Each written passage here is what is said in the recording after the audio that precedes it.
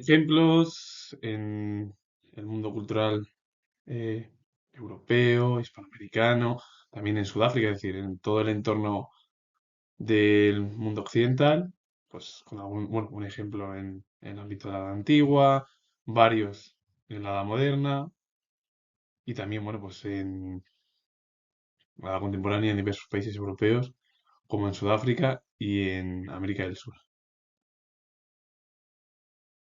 El primer ejemplo perteneció a la Edad Antigua, al ámbito de la antigua Grecia. Alcmán fue poeta griego, representante de la antigua poesía coral, permaneció probablemente toda su vida en Esparta y adoptó el dialecto dórico de la Laconia. Fue maestro en música y danza y aunque fue el primer libro coral cuya obra ha llegado hasta el presente, todos los testimonios demostraron que su producción se hallaba ya inserta dentro de una tradición muy sólida.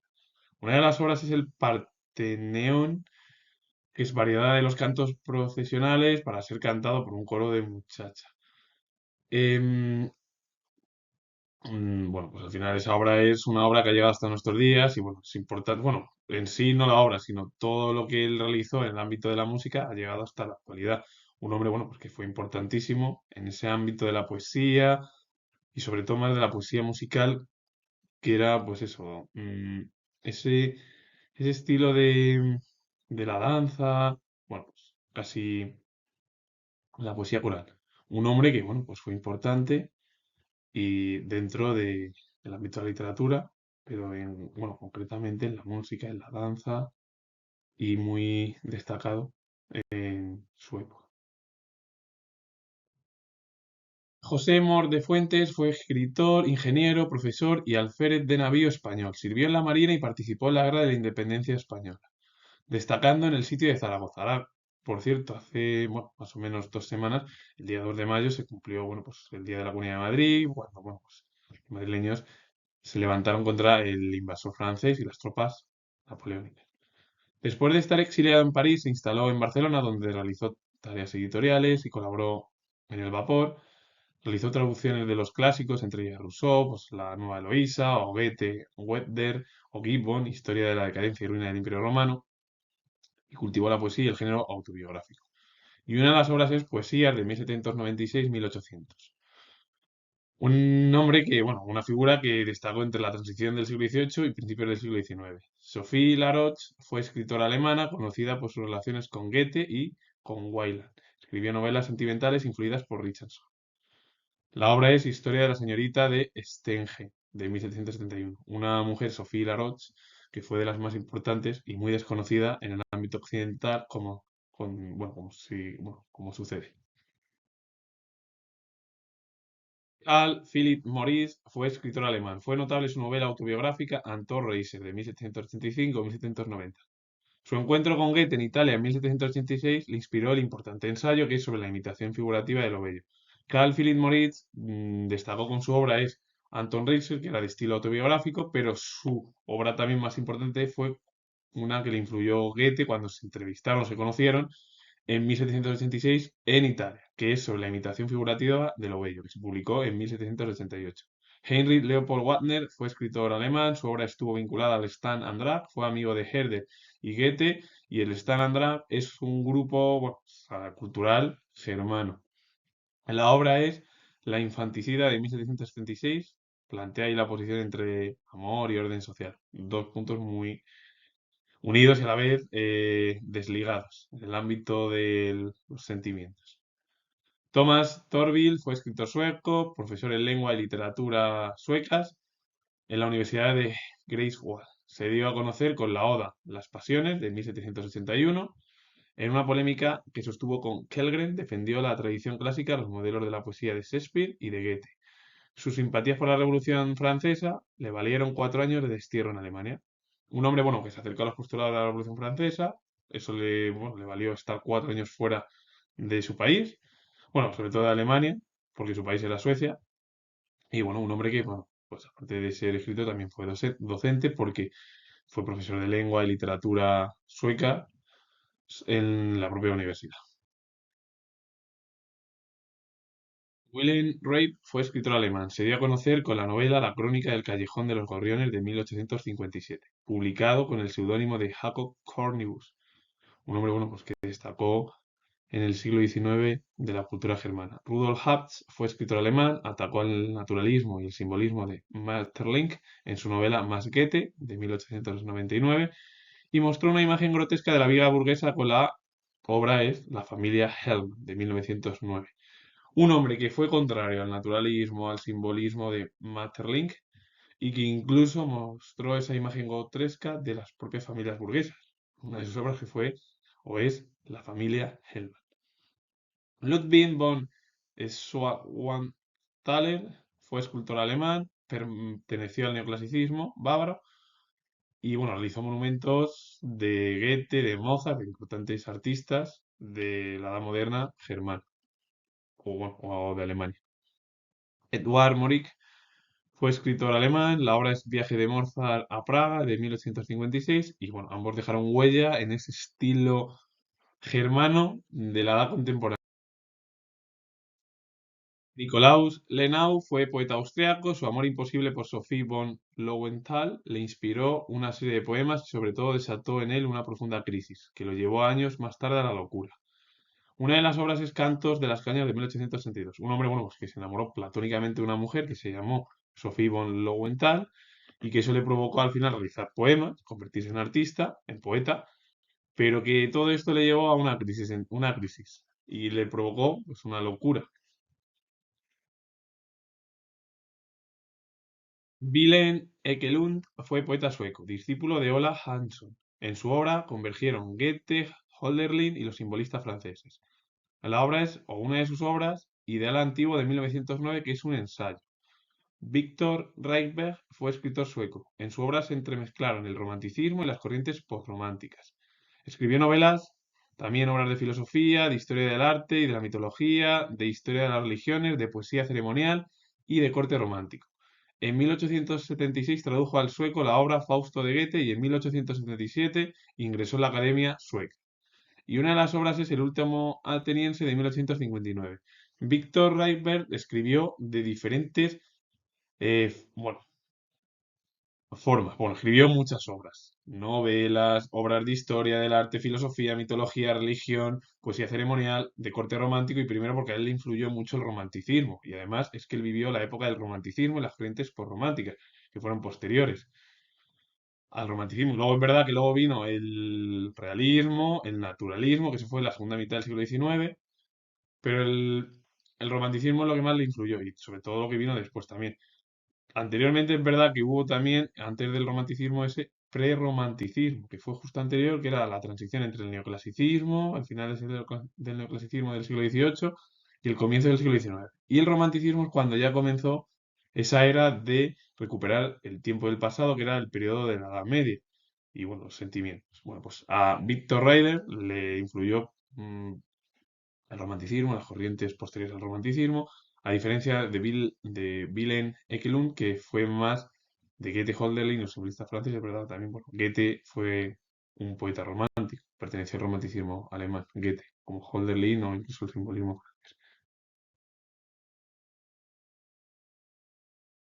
Friedrich Heinrich Jacobi fue filósofo alemán, se relacionó con Wieland, Hamann, Herder, Lessing, Goethe y polemizó con Mendelssohn acerca de las doctrinas de Spinoza y de Lessing en 1785. Para él, la única alternativa al racionalismo, que según abocó al panteísmo o al materialismo, era la fe, tesis sostenidas en función de la doctrina kantiana.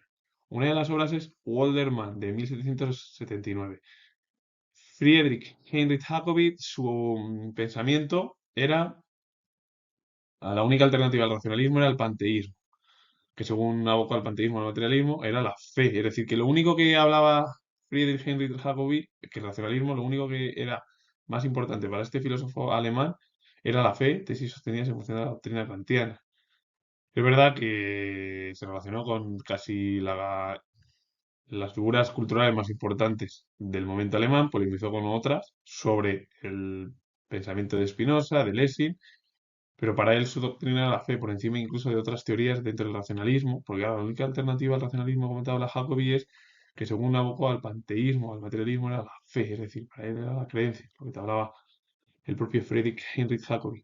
Karl Eymermann fue escritor alemán, su padre era consejero de guerra, de manera que vivió la entrada de tropas de Napoleón en Magdeburgo así como el levantamiento de los estudiantes en Halle, ciudad en la que había hecho estudios de leyes en 1813 de una forma directa y personal, lo que llevó al final a enrolarse en las tropas que luchaban contra los franceses. Una de las obras es Alexis, de 1831. Lo de Karl Eymermann, bueno, su padre ya siendo ya consejero de guerra, él estudió leyes y finalmente, bueno, pues, luchó por la defensa de su país frente a la invasión francesa. Friedrich Maximilian von Klinger fue escritor alemán. Junto con Goethe fue el promotor o precursor del prerromanticismo, germano-alemán. La obra de Klingler es Vida, hazañas, viajes al infierno de Fausto de 1791. Hablar de Kingler junto con Goethe es hablar de los dos principales promotores o precursores de lo que fue el prerromanticismo, que es justo esa transición entre el final del neoclasicismo, el clasicismo, todo de finales del siglo XVIII, comienzo del siglo XIX, y a partir de ahí comenzó ya en el siglo XIX la era del romanticismo. Johann Peter Ickermann fue escritor alemán, confidente de Goethe. Su gran mérito fue la publicación de la obra Conversaciones con Goethe en los últimos años de su vida, de 1862-1848, obra de significado valor documental sobre el último periodo de vida de Goethe. La obra esa de Conversaciones con Goethe en los últimos años de su vida es un documental, que además es prácticamente el documental sobre Goethe escrito en torno a su principal confidente que fue Eckermann. Christian August Vulpius fue escritor alemán, cuñado de Goethe. Este le hizo nombrar secretario del Teatro de Weimar. La obra es Rinaldo Rinaldini, de 1797 a 1800. Bueno, entre cuñados, confidentes, amigos, precursores, junto con Goethe, bueno, pues muchos de ellos dejaron huella en el prerromanticismo y el romanticismo alemán. Vuk Stefanović Karadžić fue escritor serbio. Se dedicó a restablecer la pureza de la lengua y a divulgar el folclore serbo-croata.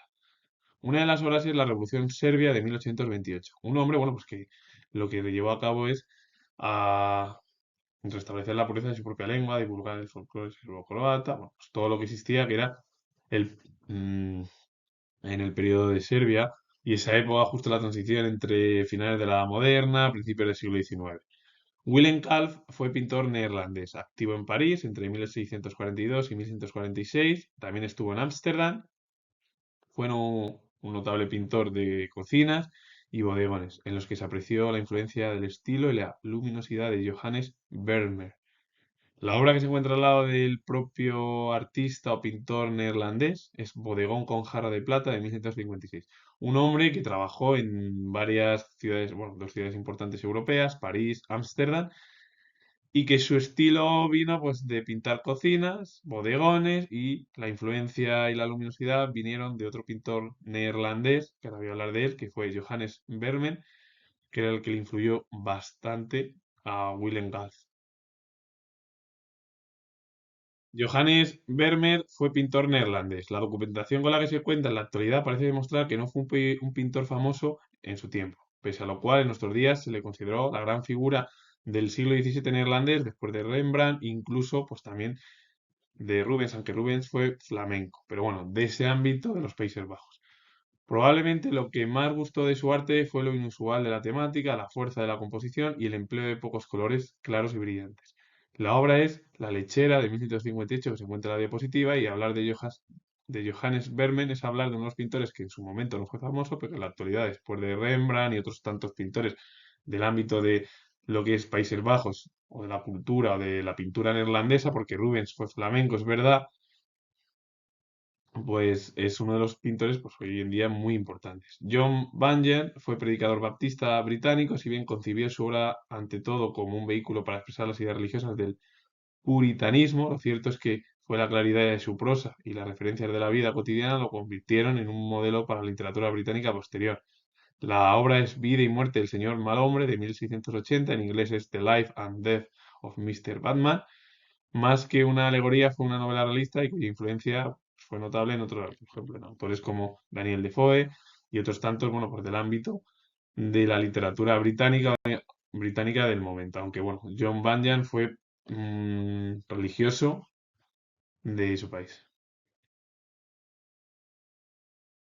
Martin Walser fue escritor alemán, trabajó como realizador en la televisión y en la radio. Se dio a conocer como escritor con el volumen de cuentos Un avión encima de la casa de 1955. Un hombre, bueno, pues que fue escritor y que sería conocido ya con un volumen que fue Un avión encima de la casa, pero que también estuvo, bueno, pues en la televisión, en la radio como realizador. Edward Spranger fue filósofo, pedagogo y psicólogo alemán. Fue profesor en Leipzig, Berlín y Tubinga. La obra es Comunidad Nacional, Estado, Educación de 1962. Edward Spranger, pues es uno de los principales pensadores al final porque unió filosofía, pedagogía y psicología germana, más importantes del siglo XX. Y bueno, parte del siglo XX ambos. Werner von Heidenstam fue poeta sueco, de inspiración neorromántica, que obtuvo el Premio Nobel de Literatura en 1916. Pertenecía a una familia alemana llegada de la nobleza en tiempos del monarca Adolfo Federico de Suecia, que gobernó durante 20 años. Durante su juventud viajó largo tiempo, debido a motivos de salud, por la Europa meridional y el Próximo Oriente. En París estudió pintura con Léon Gérôme, otro pintor importante también del ámbito europeo, y hay que comentar también que ingresó en la Academia Sueca en 1912. Una de las obras es Días y acontecimientos de 1909. Un hombre, bueno, pues que era sueco, bueno, fue artista sueco, pero bueno, que tuvo influencia de una familia alemana dentro del ámbito nobiliario porque venían de cerca de uno de los monarcas que bueno, se llamó Adolfo Federico de Suecia. Adolf Appia fue escenógrafo suizo, pionero de las modernas técnicas de escenificación e iluminación. Después de sus estudios musicales en diversos países europeos, como fueron Suiza, Alemania y la capital parisina, asistió a unas representaciones de óperas del compositor alemán Richard Wagner en Bayreuth y a partir de 1891 comenzó a revisar la estética wagneriana, si bien intentando ordenar su confuso idealismo, para ponerla al servicio del teatro, concebido como un medio de expresión no solo verbal, sino plástico y sonoro. Una de las obras es la escenificación del drama wagneriano de 1895. Un hombre que lo que intentó llevar a cabo es la obra de Richard Wagner a ese ámbito de la escenografía, pues a la expresión, pues al ámbito de lo que era una modernidad en su momento, que era ese ámbito de las escenas, la escenificación, la iluminación, que era como un ámbito novedoso en la Europa de entonces. Eudófilo Álvarez fue narrador y político ecuatoriano. Aunque estuvo presente en los principales avatares de la política ecuatoriana de la primera mitad del siglo XX, fue recordado por la novela epistolar Abelardo y Ocho cartas de amor, las desventuras del joven Goethe, de 1774, que además eran del poeta alemán Goethe, sirvió de modelo al escritor para construir la particular peripecia amorosa del personaje de Abelardo. No obstante, la experiencia amorosa de Abelardo abarca múltiples relaciones y no se centra en una, como ocurre en el caso de Werther. La obra carece de ese tono trágico que subyace en la novela alemana y precipita su triste final. La novela es, al final, Abelardo y Ocho cartas de amor, las desventuras del joven Werther, que es casi una imitación de lo que realizó el propio Goethe, que es la novela de Goethe es Werther, pero el problema es que sí es igual, pero sin ese trágico final que es más el estilo romántico del poeta alemán. Manuel González Prada fue escritor y político peruano, al igual que Eudófilo Álvarez. Perteneció a una familia aristocrática de origen colonial. Se definió desde su juventud como un político de ideología próxima al anarquismo y en un intento de luchar contra la corrupción del sistema, acabó por fundar la Unión Nacional y publicar diversos ensayos y artículos en los que ponía de manifiesto su radicalismo político, anticlerical e indigenista. La influencia de su avanzado ideario llegaría o llegó a diferentes pensadores, escritores e incluso políticos como fueron José Carlos Mariátegui y Víctor Raúl Haya de la Torre, y a ambos les influyó. González Prada fue un hombre que vino de una familia aristocrática, pero que ya con su juventud se acercó a ese pensamiento anarquista. Y todo ese manifiesto era que luchar contra la corrupción que había en el país, Perú, publicó ensayos, artículos, bueno, de todo con su pensamiento radical, en contra de las instituciones eclesiásticas y además con ese pensamiento indigenista. Influyó a políticos y pensadores y escritores del momento y una de las obras es Horas de lucha de 1908. González Prada es uno de los principales al final políticos, pero además de ello, escritores del ámbito bueno, peruano, pero también de todo el ámbito de Hispanoamérica. Olive S. Reiner fue escritora sudafricana blanca en lengua inglesa, la novena de 12 hijos. Su padre fue misionero metodista alemán y su madre británica.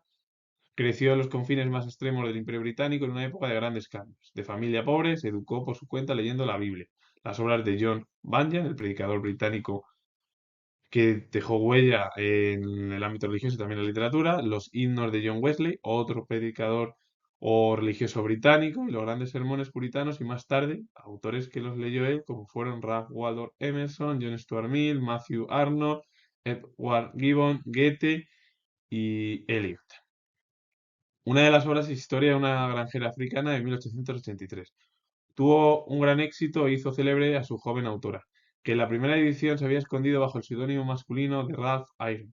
Como la gran mayoría de las mujeres que intentaban abrirse camino por el ámbito de la cultura, de la ciencia y sobre todo de la cultura, lo tenían muy difícil o muy complicado para acceder y tener las mismas condiciones que sus homólogos masculinos, muchas escribían con seudónimos, con el objetivo de tener ese éxito poco a poco. Menos mal que la situación ha cambiado algo en torno a escribir bajo seudónimos, porque la situación del siglo XXI es prácticamente la herencia del siglo XIX. No hay esa igualdad que se intentó realizar, y esto lo digo yo, y siendo historiador, que se intentó realizar, claro, lo vuelvo a repetir, en el siglo XIX, cuando los cimientos que se construyeron con el estallido de la Revolución Americana, la Revolución Francesa, la Revolución europeas, la Guerra de la Independencia Española, que fueron periodos que cambiaron los ámbitos políticos y culturales, y resulta que después de 200 años la situación sigue siendo la misma y nada ha cambiado en el ámbito de esa igualdad. Así pasa con las estructuras de que sigue habiendo más hombres en muchos puestos importantes de diversas empresas y muy pocas mujeres, aunque poco a poco espero que vaya cambiando, porque la situación, me refiero más a corto plazo, no a largo plazo, pues la situación es un poco difícil. Así que con ello finalizo. Comentar que soy historiador y si os ha gustado este vídeo relacionado con el mundo cultural, en diversos ejemplos, sobre todo la gran mayoría masculinos, porque hay dos de mujeres, darle a like, suscribiros, poner comentarios y vuelvo a repetir que soy historiador y nos vemos en el próximo vídeo.